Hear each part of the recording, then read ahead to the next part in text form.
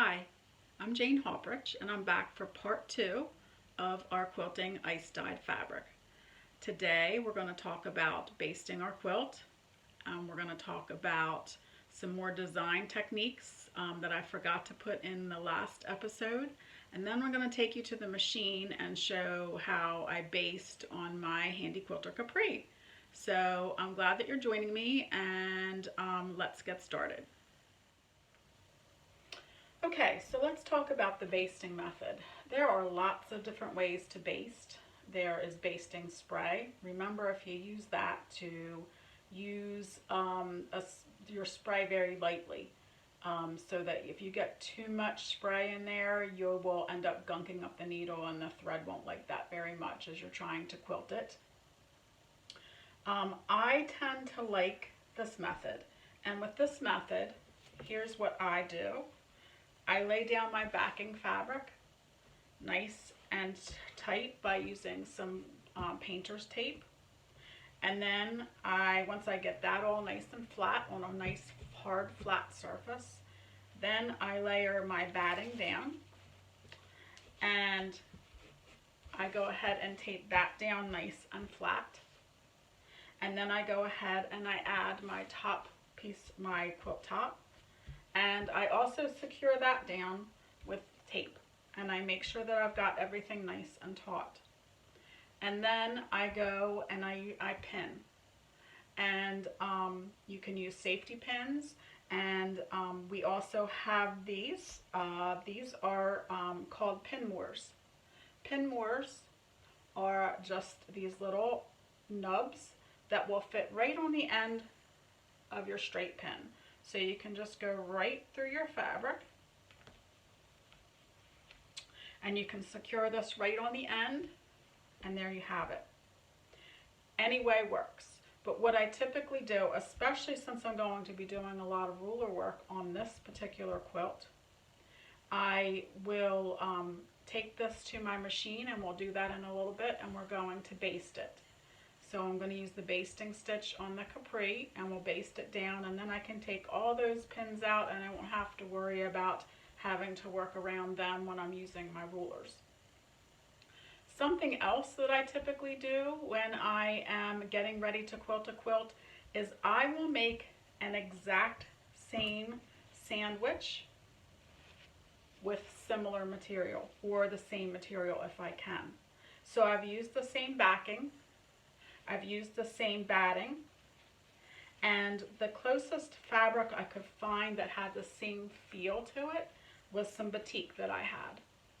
So I've layered that. So this way I can practice and get my tension straight on this and right, so that everything is good to go, so that when I go to do the stitching on my piece here, then I have everything set and ready. And I'll keep this next to my machine, and I will check my tension, you know, before I start stitching, anytime I sit down to stitch, or anytime I change a bobbin, or anytime I change a thread or a needle.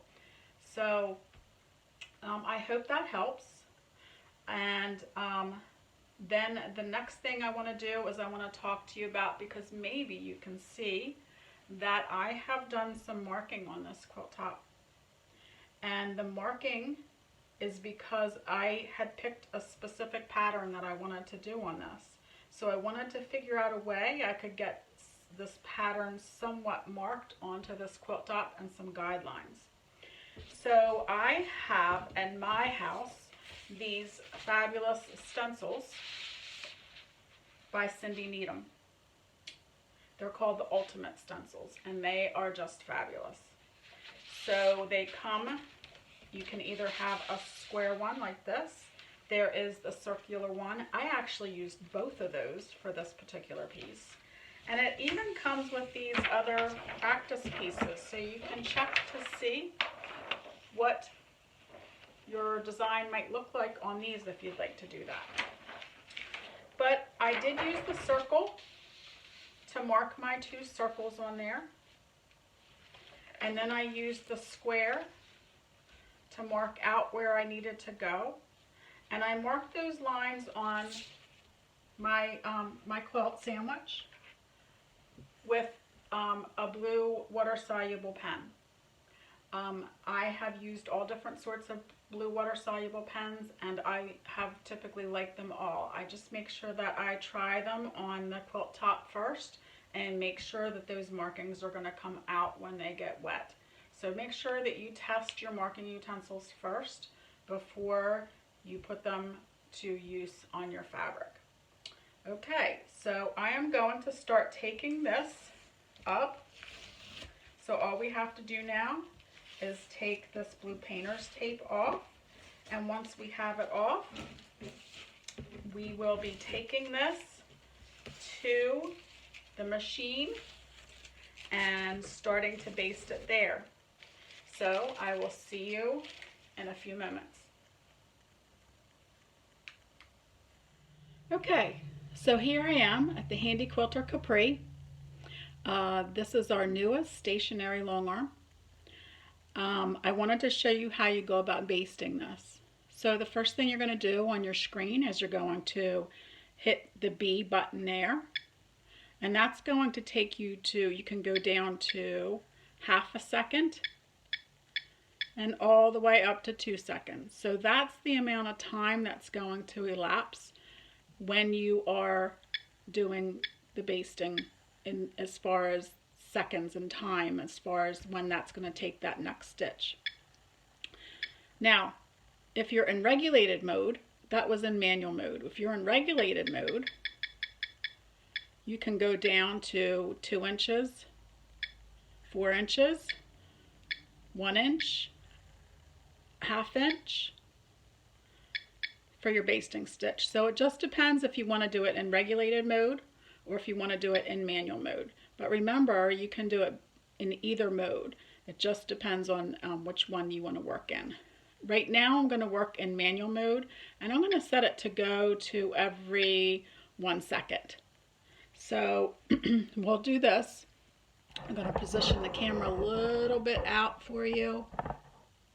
And then I'm going to, I'm also going to lower the light so that I can make sure that you can see. Let's see, let me take that one off and I'll put that one back on and maybe bring it down some.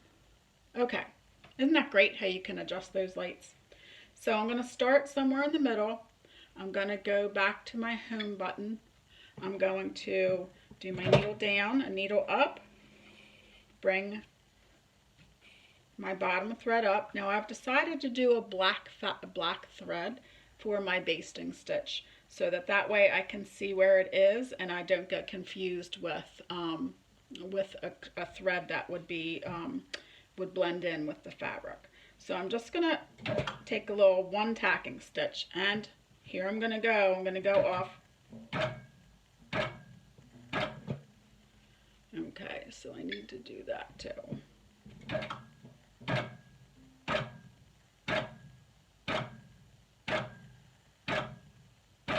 So you see how you can do it that way.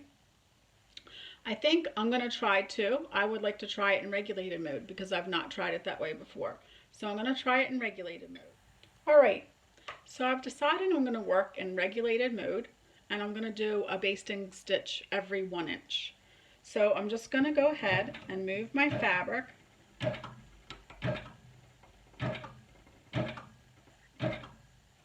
And I'm making sure that everything just kind of stays flat. I'm going kind of slow because I just want to make sure that I'm catching everything the way I want it to.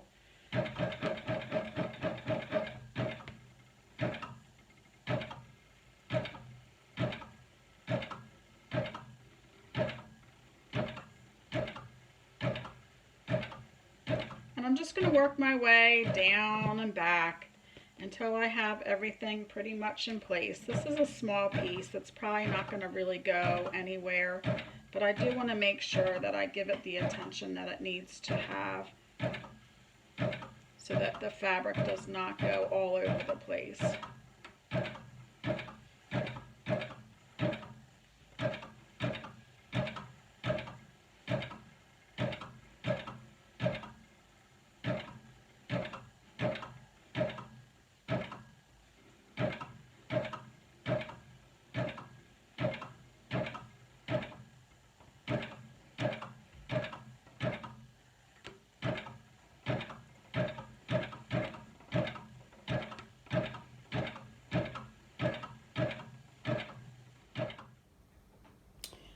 Okay, so there you have it. You can see that I have basted the entire mini quilt. There's the front. You can see the back too. So the black thread will be easy for me to find and clip out and to help keep everything secure. So now my next step is going to be, that we'll talk about next time, is choosing the color thread that we're going to use. And then we're going to go and figure out what rulers we're going to use so I can hit some of these marks that I've chosen to make. So, and then we'll talk about ruler work and how to manage it on your stationary long arm. So I can't wait to see you next time. And until then, stay safe and stay well. See you soon. Happy quilting.